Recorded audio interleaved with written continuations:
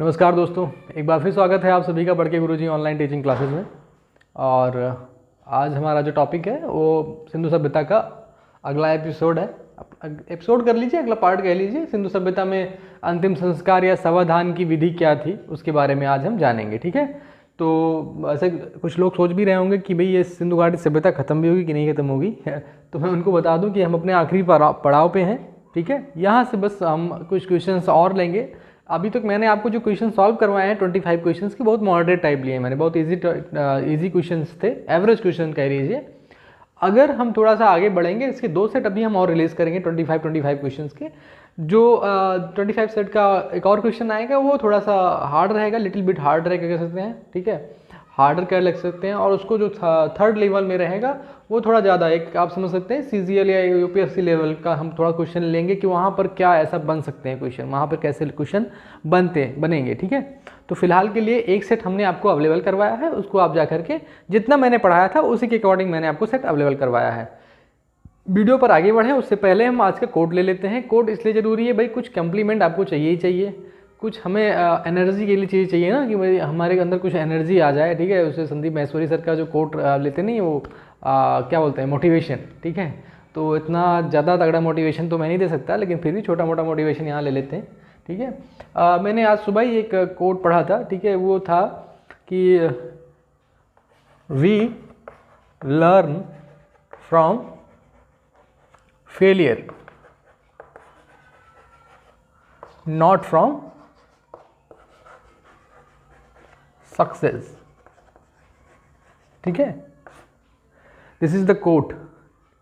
इस कहना क्या चाह रहा है ये कोट? ये कहना चाह रहा है कि भाई हम जो कुछ सीखते हैं अपनी ज़िंदगी में वो अपनी फेलियर से सीखते हैं, असफलताओं से ही सीखते हैं। ठीक है, असफलता जो कहा जाए वो सफलता की अपोजिट नहीं होती है, कि आप सफल होने की एक परिभाषा अलग है और सफल होने की अलग है। मैं हिंदी को में लिखना हूँ वो बात अलग की है, लेकिन सक्सेस होने का एक पार्ट है फेलियर। अगर आप अपने जीवन में फेल नहीं हो रहे हैं इसका मतलब आप कुछ नया नहीं सीख रहे हैं। ठीक है, इसका मतलब ये नहीं कल से फेल हो जाए। ठीक है, कहने का मतलब ये होता है कि कुछ हम, जैसे मान लीजिए मैंने एक टारगेट फिक्स किया कि मुझे 80% मार्क्स गेन करने थे, मुझे 75% आए। ये भी वन टाइप ऑफ फेलियर होता है कि भाई मेरे उतने मार्क्स क्यों नहीं आए, मैं उस पर थोड़ा सा आत्मचिंतन करूं, उसको फिर से तैयार होकर के और मैं फिर से उस एग्ज़ाम में लग जाऊं।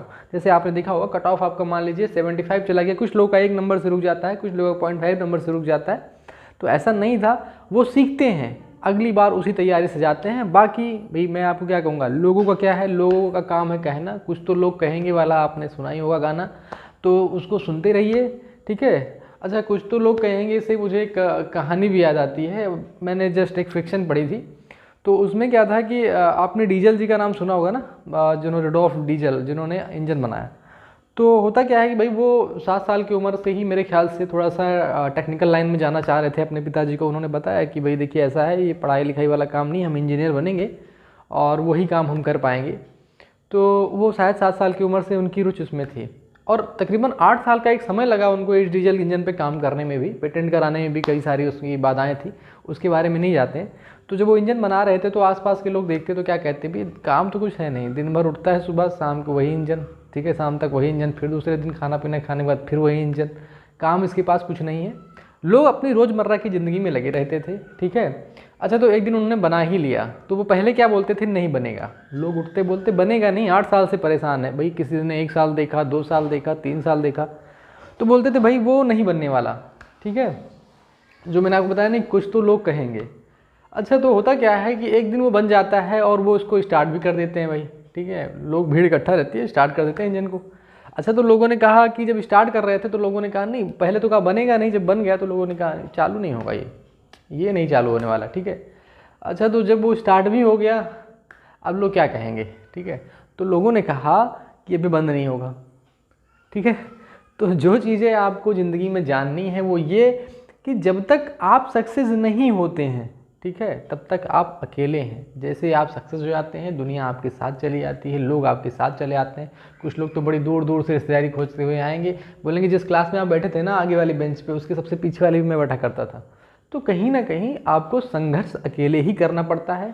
फेलियर का ये मतलब है ही नहीं कि मैं उस फील्ड से हट जाऊं या उसकी तैयारी ही छोड़ दूं। ठीक है, बाकी जो वीडियो लंबे होने की, मेरे उससे किसी ने कहा भी ये पार्ट्स काफ़ी लंबे हो रहे हैं, देखिए मैंने क्या कहा, आपका नॉर्मल एक खाना भी होता है, जीवन दैनिक जीवन में बात करूं, डेली लाइफ में आपके लंच डिनर का शेड्यूल होता है कुछ, उसी की जगह आप क्या करिए, आप जी पिज्ज़ा बर्गर ले लीजिए, काम वही करेगा, आप भाई पेट की भूख शांत कर देगा वो आपको, लेकिन क्या लॉन्ग टर्म में वो फ़ायदा करता है? बिल्कुल नहीं करता।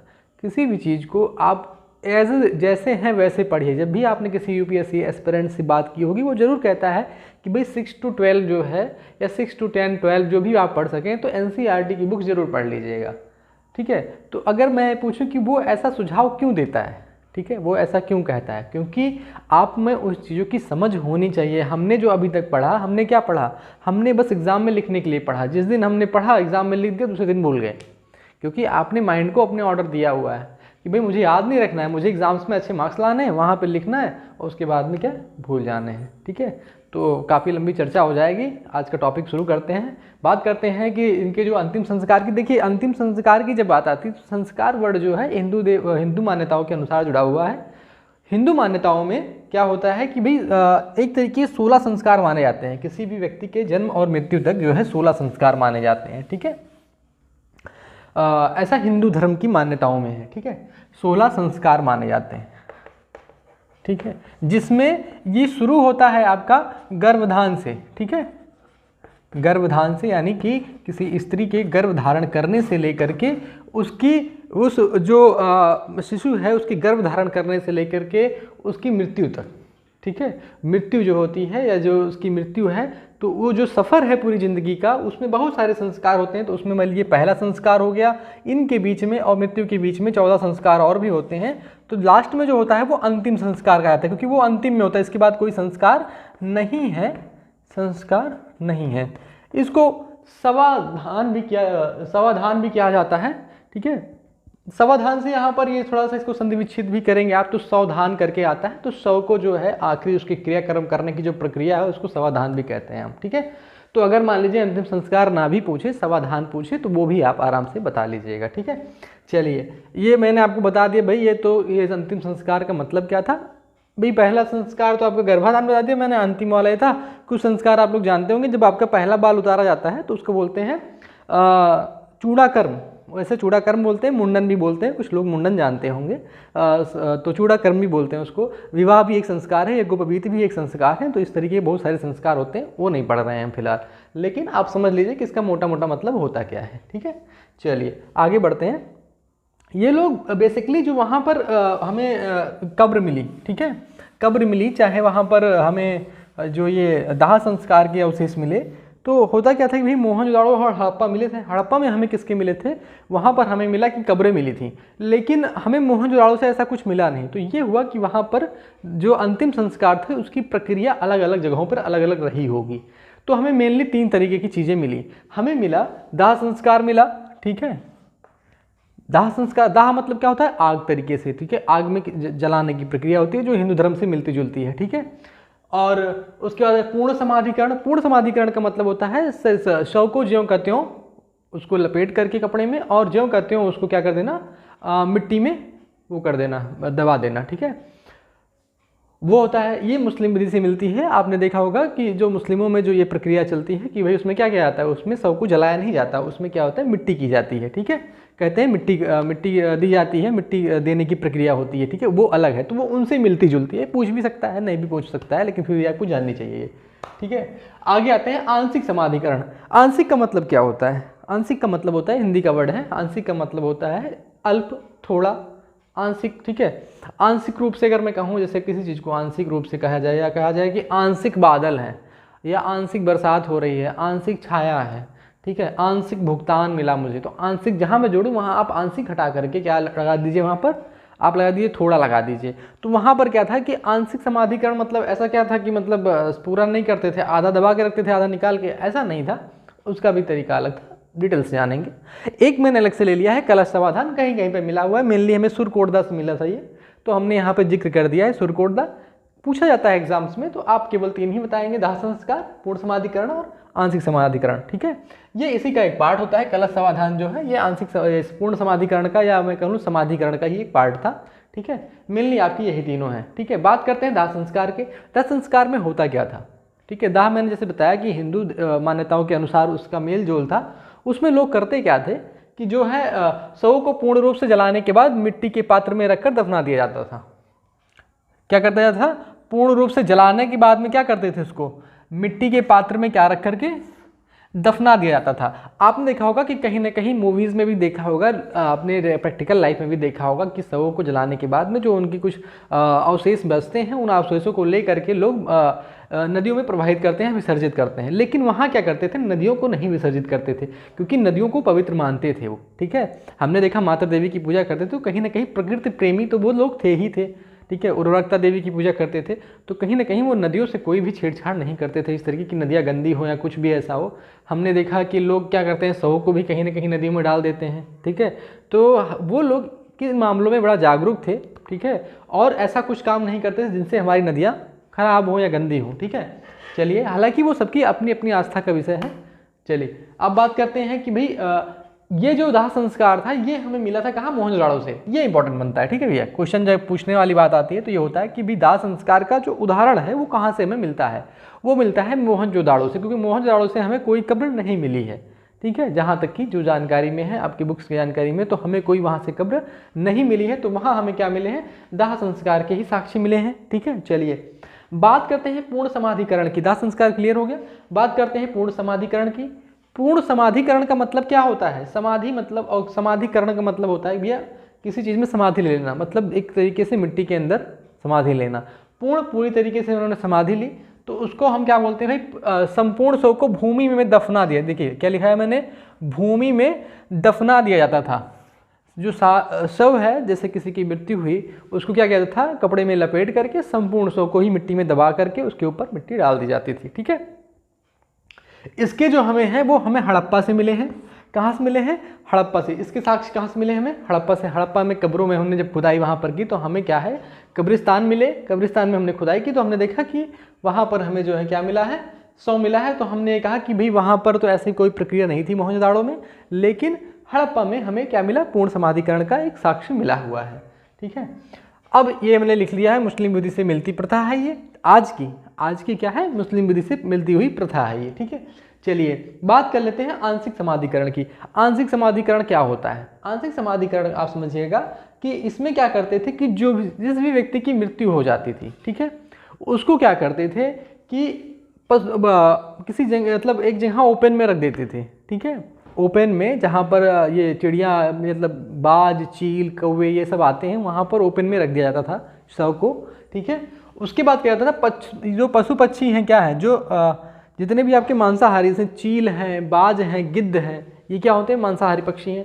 तो ये क्या करते थे, पशु पक्षी क्या करते थे भैया, उनको क्या है, खाने के बाद, ठीक है, शेष बचे भाग, अब खाने के बाद में क्या करते थे, आपने देखा होगा कि गिद्ध वगैरह हो गया, चील, बाज तो खा लेते थे तो हड्डियाँ बच जाती थी।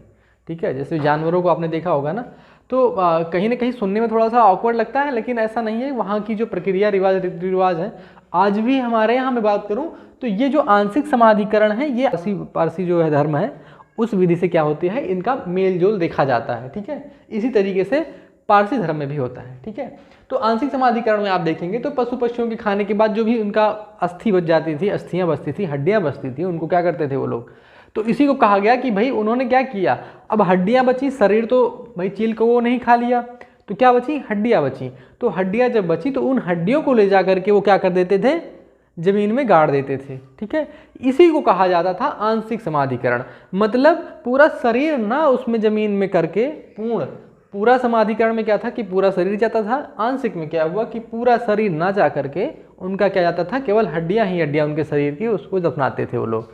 तो ये होता था क्या, आंशिक समाधिकरण। इसके अपने अपने बहुत सारे रीजन हो सकते हैं। ऐसा आप लोगों ने भी देखा होगा कि भाई कुछ लोग चाहते हैं कि नहीं, मैं अपने हर जीवन के हर पार्ट को, वो लोग भी देखा होगा आपने लोगों ने कि लोग आजकल बीमा कराते हैं कि मेरे जो है मृत्यु के बाद में आँखें दान कर देते हैं लोग, अपने जो मतलब अंगों के जो अंग होते हैं उनको भी दान करते हैं।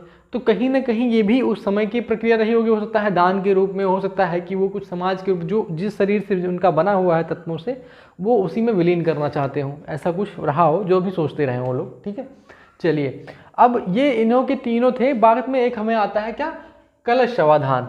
क्या आता है, कलश समाधान। अच्छा, कलश समाधान में होता क्या था कि एक बड़ा से कलश में जो हमें हड्डियां मिली, हमने सब कुछ किया, जो कलश हड्डियां थी उसको हमने कलश में डाल करके क्या कर दिया था, वो किया था। इसको पॉट बरियल्स भी बोलते हैं, ठीक है, पॉट बरियल, पॉट बरियल, ठीक है। पॉट बरियल मतलब वही होता है कलश समाधान।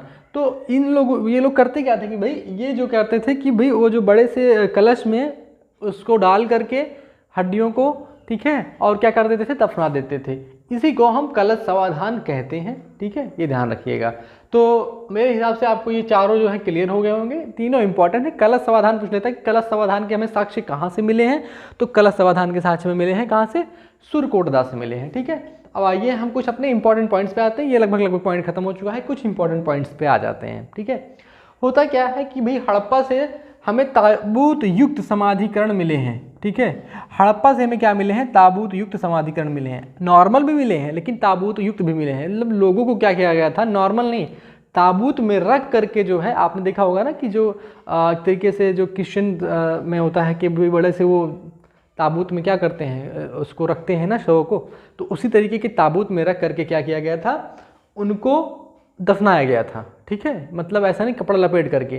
तो हो सकता है भाई वहाँ पर समाज क्या था, दो वर्गों में था, मैंने बताया ना, पुरोहित वर्ग था और एक तो श्रमिक वर्ग था। देखिए समाज चार वर्गों में विभाजित था, श्रमिक, योद्धा, पुरोहित और व्यापारी। तो जो व्यापारी और पुरोहित वर्ग रहा होगा, हो सकता है भाई बड़ा वर्ग था, उनके लिए थोड़ा सा स्पेशल व्यवस्था रही होगी कि नहीं ठीक है, इनके शो को ऐसे नहीं ले आए जाएंगे। बाकी श्रमिक वगैरह तो गरीब लोग थे, इनमें कौन इतना पूछता है, ठीक है। बाकी जैसे मैंने कहा नहीं कि जब कोई साक्ष्य की बात आती है तो हमें साक्ष्य ज़्यादातर किसके मिलते हैं, भाई हमें तो बड़े लोगों के ही साक्ष्य मिलेंगे ना, क्योंकि लिखना पढ़ना जानते थे, हो सकता है कुछ लिख पढ़ के रखे हों या कुछ अपने पास उन्होंने चीज़ें रखी हों। लेकिन जहाँ पर ये श्रमिक वर्ग आ जाता है, पशुपालन वर्ग मतलब जैसे कुछ योद्धा वर्ग आ जाता है, ये वर्ग क्या था, ये तो कुछ जानता नहीं था वहाँ पर। तो हम क्या है, अपने जो पुरातत्वविद हैं, ये अपनी खोज के अनुसार ही इनके बारे में कुछ जानकारियाँ जुटा सकते हैं। तो यहाँ से अच्छा, ये जो ताबूत वाली बात है, ये आपने अगर थोड़ा सा देखा भी हो, मूवीज़ वगैरह भी देखी हो, तो आपको याद आएगा कि मिस्र में भी क्या करते थे, इसी टाइप में ताबूत में रख करके ही दफनाते थे मिस्र में। लेकिन मिस्र में होता क्या था कि वो इसको जो है क्या बोलते थे, शवों को जो क्या बनाते थे, शवों को जो है मम्मी में कन्वर्ट करते थे पहले, ठीक है। ये मम्मी बनाने की प्रक्रिया अलग है। तो मैं जस्ट आपको एक जानकारी दे रहा हूँ कि भाई ये अगर हमें ये हड़प्पा से ताबूत युक्त जो मिल रहे हैं, तो ये थोड़ा सा मिलता जुलता था कहाँ से, मिस्र से उस समय, ठीक है। क्योंकि लेकिन मिस्र में क्या होते थे, वो शवों को नहीं डालते थे, शवों को मम्मी बनाते थे। मम्मी, बहुत सारे लोगों ने मम्मीज देखी भी होंगी, ठीक है, मूवीज़ भी बहुत सारी बनी हुई है इस पर, ठीक है। चल चर्चा नहीं करते, आगे बढ़ते हैं अपने दूसरी पॉइंट पर। लिखा है आमतौर पर शवों को उत्तर दक्षिण क्रम में दफनाया गया। जैसे बहुत सारी हमें हर जगह से लगभग जहाँ से हमें कब्रें मिली हैं मान लीजिए, तो वहाँ पर हमने ये देखा कि शवों को जो है उत्तर दक्षिण, अधिकतर सामान्यतया जो भी कह लीजिए, आमतौर अधिकतर सामान्यतया उत्तर, यानी उत्तर की तरफ क्या था, उसका सर था, दक्षिण की तरफ उसका पैर था, ठीक है। अपवाद के रूप में जैसे निकल और क्रोमियम और होते नहीं, वो जो केमिस्ट्री में भी कुछ अपवाद होते हैं, बहुत सारी जगहों पर अपवाद मिल जाएंगे आपको, ठीक है। तो अपवाद के रूप में अगर मैं बताऊँ, ठीक है, तो अपवाद में क्या था, हड़प्पा और कालीबंगा, हड़प्पा और कालीबंगा, ये दोनों अपवाद के रूप में यहाँ पे मिला था। इसमें क्या था कि दक्षिण उत्तर था, क्या था, दक्षिण उत्तर था, यानी दक्षिण तरफ सर था और उत्तर की तरफ पैर था। और फिर लोथल की मैं बात कर लूँ तो लोथल में क्या था कि पूरब की तरफ क्या था, सर था और पश्चिम की तरफ पैर था। और इसी के जस्ट उल्टा था रोपड़ में, रोपड़ में क्या था, पश्चिम और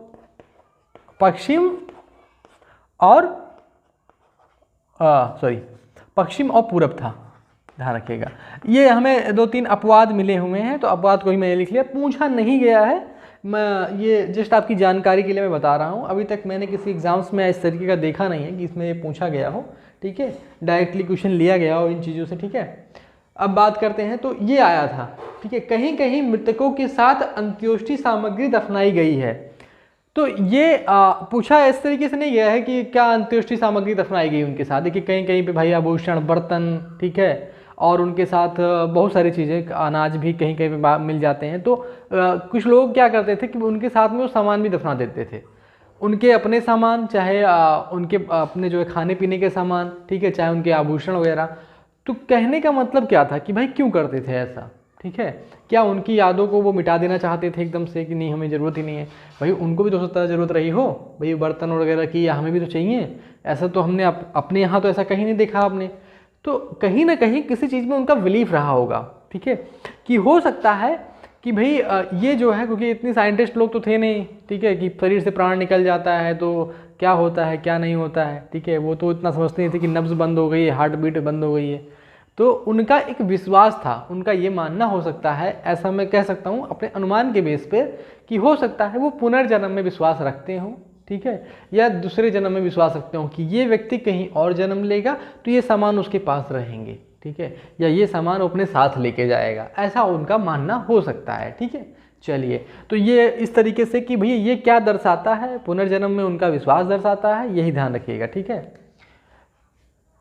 अब बात करते हैं कि कहीं कहीं मृतकों के साथ अंत्येष्टि सामग्री वाला हो चुका है। बात करें छठे नंबर पॉइंट की, तो रोपड़ की कब्र में मालिक के साथ कुत्ते दफनाए जाने का प्रमाण मिला हुआ है। देखिए हमने क्या कहा था, हालांकि जिनकी जो मोहरें थी उस पर अधिकतर जानवरों को तो चित्रांकन मिलता ही मिलता है, लेकिन कुत्ते के ये जो रोपड़ था, रोपड़ अधिकतर यही पूछा जाता है कि मालिक के साथ जो है, ये ध्यान रखिएगा, ये क्वेश्चन पूछा भी गया है और शायद 2-3 बार पूछा गया है कि मालिक के साथ कुत्ते दफनाने के साक्ष्य कहाँ से मिलते हैं? रोपड़ से मिलते हैं, ठीक है। अच्छा, तो ये बड़ा अजीब सा भी क्वेश्चन लगता है कि क्या होता रहा होगा वहाँ पर। मैंने इससे पहले भी इसके बारे में चर्चा की हुई है। क्या कुत्ते को उसके साथ ही दफना दिया जाता रहा होगा मार करके? भाई ऐसा तो जरूरी नहीं है कि वो भी साथ में, जो मालिक है उसकी भी जो अंतिम संस्कार साथ में ही हो और कुत्ता भी उसी दिन मर जाए। मे भी कभी कभी कोइंसिडेंट हो सकते हैं, लेकिन ऐसा लगभग जरूरी नहीं है। हो सकता है कुत्ते को बाद में दफनाया जाता रहा हो, ठीक है, जो मालिक के पास में, मालिक का वफादार रहता होगा तो उसके बाद में दफनाया जाता होगा, या हो सकता है कोई रीति रिवाज वहाँ पर चलता रहा हो।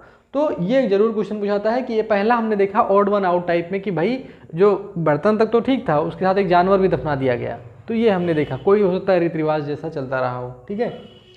अब बात करते हैं, हरियाणा के फरमाना कब्र से शवों को गहनों के साथ दफनाए जाने का प्रमाण मिला है, ठीक है। हरियाणा के फरमाना में हमें जो कब्रिस्तान मिला हुआ है, वहाँ पर क्या किया गया कि भाई शवों को गहनों के साथ, तो भाई मैंने बताया नहीं भाई, उनको साथ में दफना करके और उनको सुसज्जित कर करके हो सकता है वो अपना दफना देते रहे होंगे, कुछ अपना उनके बिलीफ और विश्वास के ऊपर। तो ये भी क्वेश्चन कहीं ना कहीं बन जाता है इंपॉर्टेंट तरीके से। देखा कि सामान्यतः एक कब्र से एक व्यक्ति दफनाया जाता था। जब भी हमने देखा हुआ है हमें यही मिला है कि भाई सामान्यतः एक कब्र में क्या था, एक ही व्यक्ति दफनाया जाएगा, ठीक है। लेकिन कालीबंगा, ये देखिए कालीबंगा और लोथल, ठीक है, कालीबंगा से हमें एक ऐसी कब्र मिली है, ठीक है, और लोथल से हमें 3 मिली हैं, जिसमें क्या था, युगल समाधिकरण था, युगल युग्म कुछ भी कह लीजिए, युग्म मतलब 2, जहां पर 2 शवों को एक साथ दफनाया गया था। भाई ऐसा तो था नहीं कि उनके पास जमीन की कमी थी कि नहीं एक के साथ कर दो, या बहुत लोग, तो उसमें से भी मिला कितना था, यहाँ पर 1 मिला है, यहाँ पर 2, मतलब 3 कब्रें ऐसी मिली हुई हैं हमें। लोथल से 3 मिली हुई है, कालीबंगा से 1 मिली हुई है। तो ऐसा नहीं पूछेगा कि कितनी कितनी मिली हुई है, ऐसा पूछते हैं कि क्या हमें कहीं से युग्म समाधिकरण के भी साक्ष्य मिले हैं, ठीक है। अगर मिले हैं तो कहाँ से मिले हैं, तो आपको कालीबंगा और लोथल से। तो अब इनके ऊपर क्या हम भाई अपना अगर इनके पर्दे के पीछे जाके सोचें तो क्या हो सकता है। कुछ लोगों का मानना है कि भाई हो सकता है कि यहाँ पर भी उन लोग क्या फॉलो करते रहे हों कि भाई जैसे पति पत्नी है तो सती प्रथा का कुछ प्रचलन रहा हो वहाँ पर। लेकिन अब क्या सती प्रथा 2-4 लोग तो करेंगे नहीं, हो सकता है कि भाई उनका क्या होता हो, भाई वो एक लोग एक्सपायर कर गए, उनके बहुत करीबी जानने वाले या उनकी जो धर्म पत्नी वो जब हुई तो उनको क्या किया गया, उन्हीं के बगल लिटा दिया गया हो, ऐसा भी हो सकता है। तो होने को बहुत कुछ हो सकता है, क्योंकि भाई हम लिपि को पढ़ नहीं पाए हैं तो अभी तक हम इसको क्लियरली कुछ कह नहीं सकते। खोज अभी भी जारी है, देखा जाए तो मैंने बताया नहीं आपको कि राखी गढ़ी की अभी भी खुदाई चल ही रही है। तो कहीं ना कहीं ये चीज़ें अभी अंधेरे में हैं, लेकिन हमारा इतिहास है, हमें जानना चाहिए और हमें थोड़ा फक्री महसूस करना चाहिए कि भाई हमारा इतिहास इतना सुनहरा भी था कि वहाँ लोग किस चीज़ों से, चाहे नगर नियोजन हो, चाहे व्यापार हो, चाहे और भी चीज़ें हों, मतलब काफ़ी ठीक ठाक था। लेकिन एक सभ्यता का अंत हुआ, कैसे हुआ, अब ये हम आपको अगले पार्ट में बताएंगे। तब तक के लिए भाई ये अगर जानकारी समझ में आई हो, आपने इससे कुछ सीखा हो, तो ज़रूर लाइक करें, सब्सक्राइब करें और शेयर करें, ठीक है। तब तक के लिए, अगली वीडियो तक के लिए जय हिंद, जय भारत।